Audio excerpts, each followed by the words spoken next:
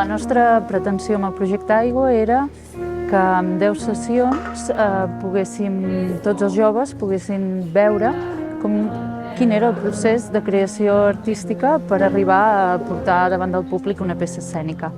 I partir de zero, només amb el concepte Aigua, i des d'allà acompanyar, fer aquest acompanyament perquè anéssim descobrint noves formes d'expressió, noves formes de llenguatge que cadascú i cadascuna de nosaltres portem a dins, a través de la dansa i a través de la ciència.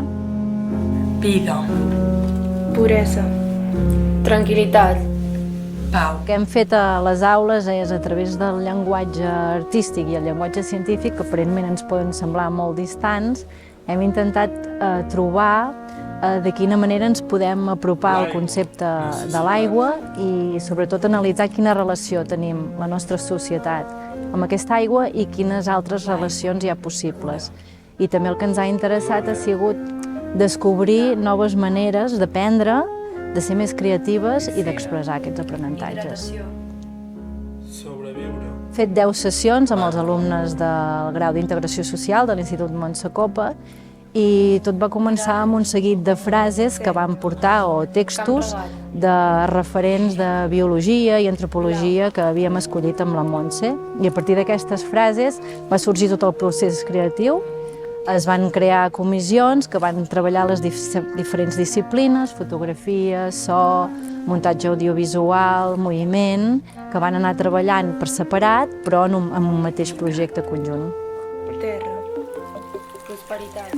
Al principi estaven molt expectants perquè ens van dir farem un projecte sobre l'aigua, sobre el sismògraf, però no sabíem com encarar-ho encara.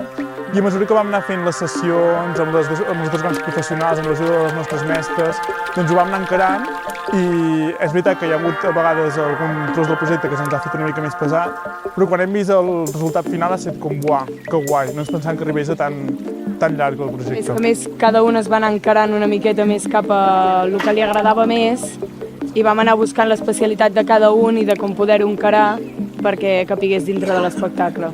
I va ser una decisió entre tots, vull dir, entre tots ho vam fer, entre tots vam deixar el projecte, tothom va portar la seva qualitat de segurament de sorra per fer un gran projecte sobre l'aigua.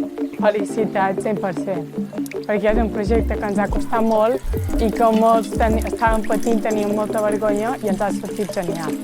He après a autogestionar-me i tenir un autocontrol molt heavy, perquè jo em poso molt nerviosa i sortir aquí davant ha sigut un pas molt gran.